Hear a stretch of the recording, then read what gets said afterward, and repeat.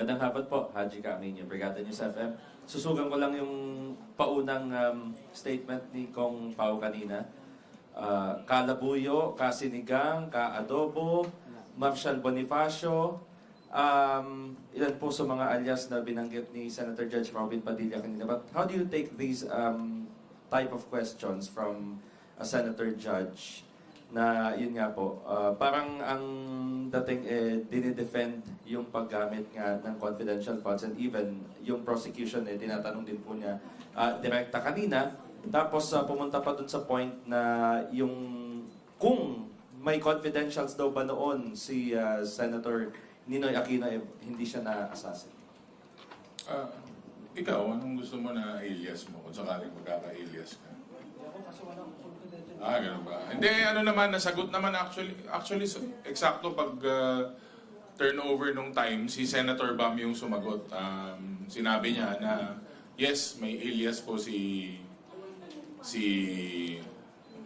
Ninoy, pero wala po siyang confidential funds. And klaro naman po siguro yun, no? Hindi ka naman po babansagan na bayani o hero kung gagamitin mo sa hindi maganda at maayos na paraan ng confidential funds o kahit pondo naman po ng gobyerno. Hindi ko po alam kung meron ng confidential funds nung mga panahon na yon.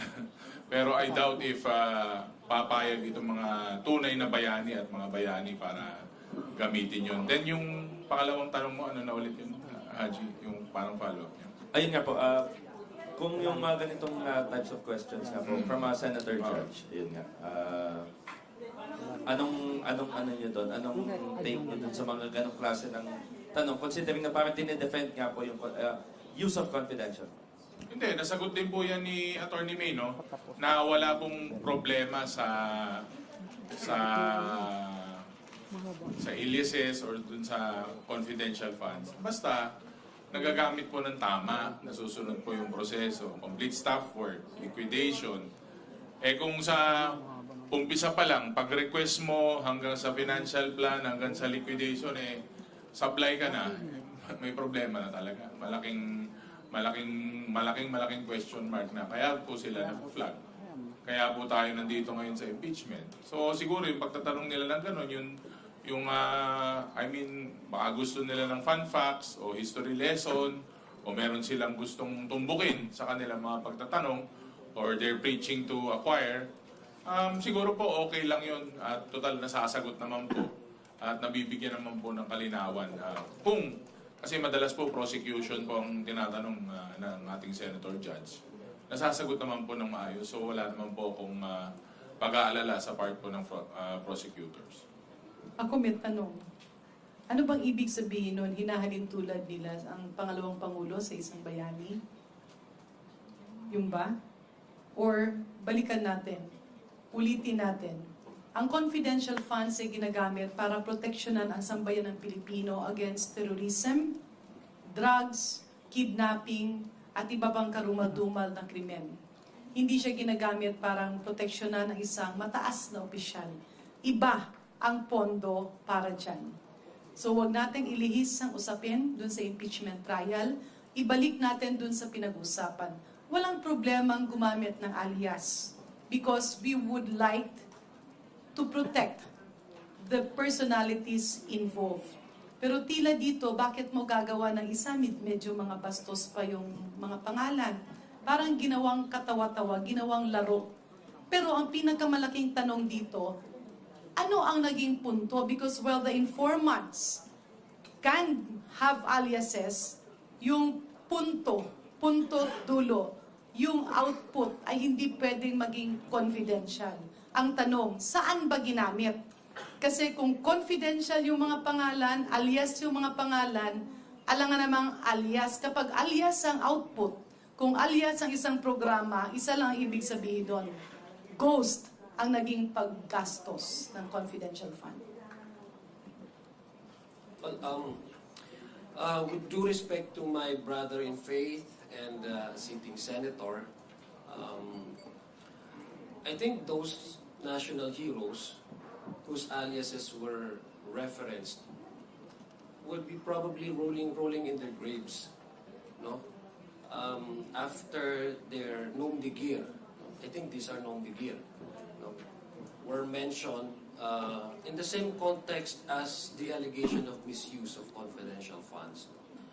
To be mentioned with the same breath as as Mary Grace Piatos, Mr. Pagong, Ms. Usa, Ms. Bilad, is that's what the name reflected in the AR, di ba? Kaya nga sinasabi natin, Ms. Bilad is already a way, a travesty to the memories and to the legacy which these national heroes have imparted to benefit the Filipino nation. To be put them on the equal footing as Miko Harina, as Andilin, as Miss Ngit, is already again an insult to the sacrifices they have made for this country.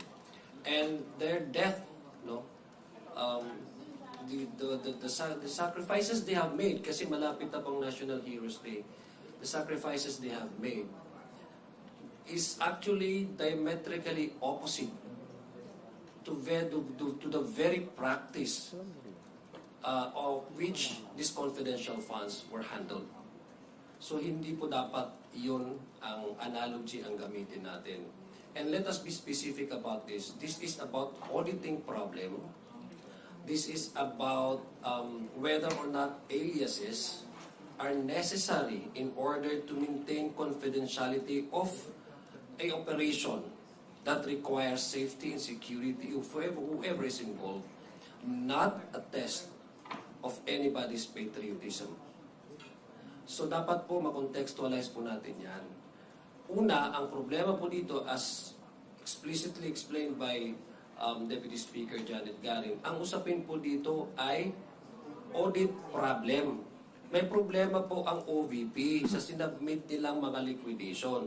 At sinabi po nila, inassume nga po ito ni Ms. Gina Acosta kasi wala nga po talaga siya doon sa ground kung totoo ba na si Ms. Ngit-Ngit ay nakakuha ng 200 million worth of confidential funds, hindi niya masabi, ang assumption niya is confidentiality. That's why si Senator Judge Ping Lacson stood up because knowing him, yung background po niya, nasa investigation po siya, alam po niya kung paano a confidential or intelligence activity are being conducted, and after the success of this activity, meron pong disclassification period where yung security access nitong mga aliases are actually debundled and disclassified for auditing purposes.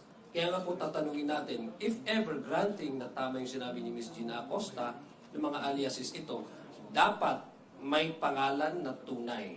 Kasi for the purpose of auditing, hindi ibig sabihin na confidential ito, again and again, ay dapat habang buhay na nating hindi itatanong.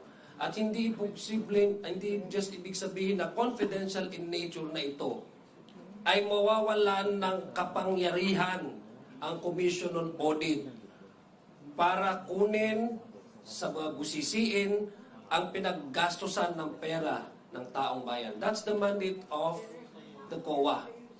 No amount of confidential activity can ever weaken the constitutional mandate of the Commission on Audit in finding out what happened to the money of the people, especially if this money is being spent or should be handled strictly under a very strict joint circular. So klaro po yun.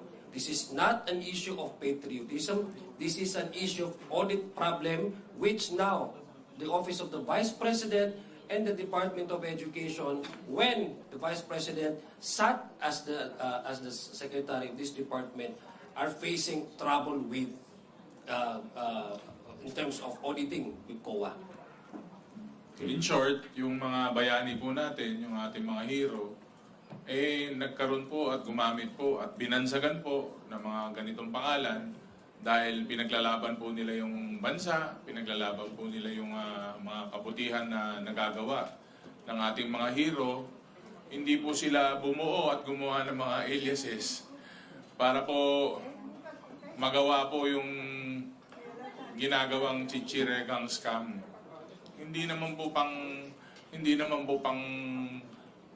panloloko o pang-abuso ng pondo. Yung mga bansag na to, ginamit po para ipaglaban ang cause ng bansa.